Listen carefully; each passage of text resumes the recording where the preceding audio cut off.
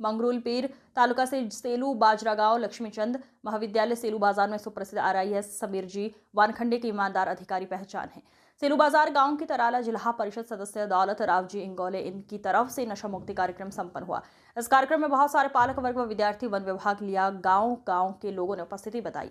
नशा मुक्ति अभियान चलाने का एक उद्देश्य वाशिम जिला के सेलू बाजार गांव में नशा मुक्ति का आयोजन किया गया था। त्यांनी केलं। आज मी खूप शिकते यांच्याकडून। मी पूर्वी अशी नाही यायचे इव्हेंट्सना किंवा ना सेलिब्रिटीज असतात, जातात, मग त्यांना एक चांगले पैसे मिळतात, इकडे तिकडे हात दाखवतात, 5व्या मिनिटाला गाडीत बसून निघून जातात, काही पडलेली नसते, समाजाचं काय, कोणाचं काय काहीच नाही। आज मला पडली आहे, कारण की आमच्याबरोबर ते 2 वर्षापूर्वी झालं ते आम्हाला बदलून म्हणजे सर तर बदललेलेच होते, पण मला बदलवून टाकणार होतं। सर NCB मध्ये होते, नार्कोटिक्स कंट्रोल ब्युरो। नार्कोटिक्सला आवर घालण्याचं सरांकडे काम होतं। या सगळ्या प्रकरणामुळे त्यांना उचललं आणि एका वेगळ्या डिपार्टमेंटला फेकण्यात आलं। का? तर सर सत्याच्या बाजूने उभे राहिले। पण ह्यावरून आपण काय शिकू शकतो? एक तर बापरे आपण घाबरायचं, आपण पुन्हा असं काहीच करायचं नाही, किंवा पुन्हा नव्या जोमानी डबल ताकदीने उभं राहायचं आणि म्हणायचं नाही, आम्ही आमचं कार्य करणार, आम्ही नशामुक्त करणार आणि आम्ही नशेला ह्या देशात बंदी लावणार। छोटा प्रयत्न आहेत, पण एकत्र येऊन जर आपण हे करायचा प्रयत्न केला तर नक्की आपण यशस्वी होऊ। So thank you so much. तुमच्याशी गप्पा मारून मला खूप आनंद झाला। माझा घसा खूप खराब आहे, त्यामुळे मी जरा खूप खोकत बोलते आहे, पण इथे आमंत्रित केल्याबद्दल इकडच्या संबंध आयोजकांचे मी आभार मानते। आणि सर नशामुक्तीबद्दल बोलतीलच, पण सरांसाठी वंदे वंदे। यानंतर सर वाटतं जेवण झालं नाही तुमचं। वंदे मातरम। पूर्ण महाराष्ट्राचे आराध्य दैवत आमचे छत्रपती शिवाजी महाराज, परमपूज्य भारतरत्न डॉक्टर बाबासाहेब आंबेडकर, राष्ट्रसंत तुकडोजी महाराज यांना विनम्र अभिवादन करून आपल्याशी संवाद सुरू करतो। व्यासपीठवर बसलेले आमचे दौलतरावजी, आमचे विनोद भाऊ कांबळे साहेब, बाकीचे सर्व मानकरी, सर्वांना खूप खूप वंदे मातरम। सर्वात प्रथम विनोदजीने एक म्हण सांगितलं होतं काहीतरी, आता या सर्वात प्रथम जेव्हा आपला व्याख्यान चालू होता तेव्हा आपण सांगितलं होतं, 2-3 लोकांनी प्रयत्न केला होता मला घाबरायला, ठीक आहे, कुठले तरी म्हणजे राजकीय लोक होते, पण त्यांचं उत्तर हे आहे, त्यांच्यासाठी हे उत्तर आहे माझा, की लोक कदाचित हे विसरलं असेल की माझ्यामध्ये वाशिमचा रक्त आहे आणि मी कोणाशी घाबरत नाही।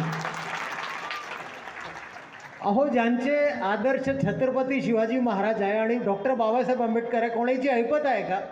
आणि मी घाबरणार का? विशेषतः म्हणजे मी विजू पंडित, आमचा एक खूप इम्पॉर्टंट कमांडर म्हणू किंवा आमचा लहान भाऊ आहे माझा, तर त्याला मी सांगितलं होतं की जेव्हा मी वाशिमला कार्यक्रम वगैरे ते राबवतो, वाशिमला रिसोडला, तर मला मंगरूळ पीरला किंवा शेलू बाजारला एक कार्यक्रम कर, कारण काय तिथे पण म्हणजे इन्फॉर्मेशन येत होती आम्हाला की दारूचा आहे इशू, त्यानंतर तंबाखू वगैरेचा इशू आहे। त्यासाठी मी विजूला सांगितलं, जर कुठला तरी कार्यक्रम तुला आता करायचा आहे तर तू शेलू बाजार किंवा मंगरूळ पीर तिथे आयडेंटिफाय कर। त्यांनी चांगलं राबवलं, तर दावलोजी पण आले होते आमच्या घरी मुंबईला, चांगली गोष्ट झाली होती, आमची चर्चा पण झाली होती आमची। विशेषतः जर तुम्हाला माहीत असेल, आपल्या भारतामध्ये 2 प्रकारचे जास्त आता क्राईम आहेत। तुम्हाला म्हणजे आजच्या वेळी सर्वात प्रथम तुम्हाला क्षमा घेतो तुमची, कारण काय संडे असल्यामुळे, रविवार असल्यामुळे आणि तुम्हाला स्कूलच्या युनिफॉर्ममध्ये बघतो तर मला बरं वाटत नाही, तर क्षमा घेतो तुमची मी। तर आपल्या भारतामध्ये सर्वात प्रथम 2 इश्यूज आहेत, नंबर 1 आतंकवाद आणि दुसरं म्हटल्यावर ड्रग्स। जर तुम्ही व्यसन म्हणतात तर आता सर्व हे म्हणत होते दारूपेक्षा जास्त खतरनाक आणि जास्त त्रास देणारा इश्यू आहे ड्रग्सचं. त्यानंतर तंबाखू आणि दारू.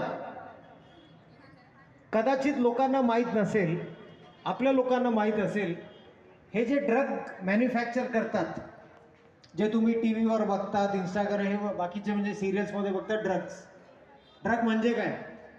चरस, गांजा, कोकेन, MD, मॅफेड्रॉन, मॅटेम्फिटेमाइन यासारखे ड्रग्स वगैरे असतात. तर जे मॅन्युफॅक्चरिंग करतात ड्रग्स, हे शहरात नव्हे किंवा फक्त आणि फक्त गावात करतात. संभाजीनगरला कधी करणार, कधी सातारला करणार, कोल्हापूरला करणार. का करतात ते गावी? कारण का लोकांना माहीत नसतं की हे काय प्रोडक्शन वगैरे करतात. लोकांना फक्त हे माहीत असणार की काहीतरी मेडिसिन्स, काहीतरी दवाई, काहीतरी उपचार वगैरे हे सर्व करतात. पण खरं म्हटल्यावर ते ड्रग्ज मॅन्युफॅक्चर करतात. तर तुम्हाला याची जाणीव असायला पाहिजे. आपले जे की आपल्या राष्ट्रामध्ये 30% आपले जे आहेत ते युवक आहेत. त्यांना कसं ड्रग पोचवायचं आणि त्यांना कसं नशाधीन करायचं हे त्यांची प्रायोरिटी आहे.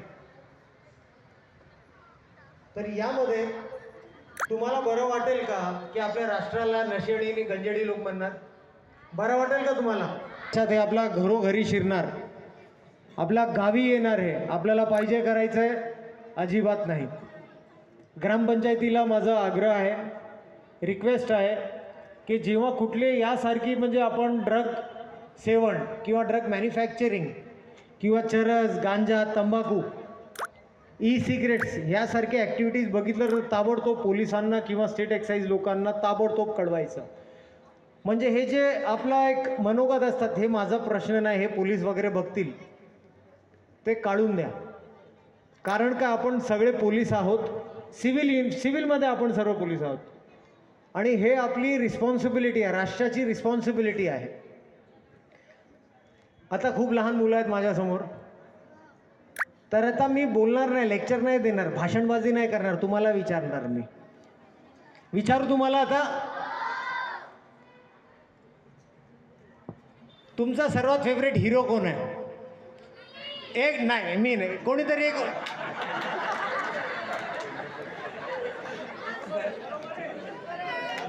थांबा, चक्क मलाच क्लीन बोल्ड केलं तुम्ही. नाही खरं, कोणीतरी एक सांगा. हा बेटा बोल.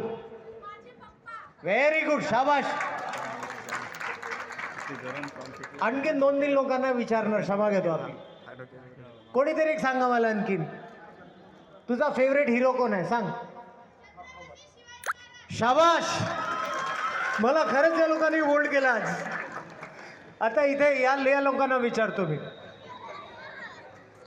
अरे मुली लाजत नाही आणि तुम्ही लाजतात, काय तुमचा हे प्रसंग? तुझा फेवरेट हिरो कोण आहे सांग मला. कोण? शाबाश. खरंच म्हणजे हे तुम्हाला जे आपले शिक्षक वर्ग आहेत ना इकडचे, खरंच तुमचा कौतुक करतो मी की तुम्ही चांगले शिक्षण दिले यांना. आई वडिलांनाच खरे म्हणजे त्यांचं पण कौतुक.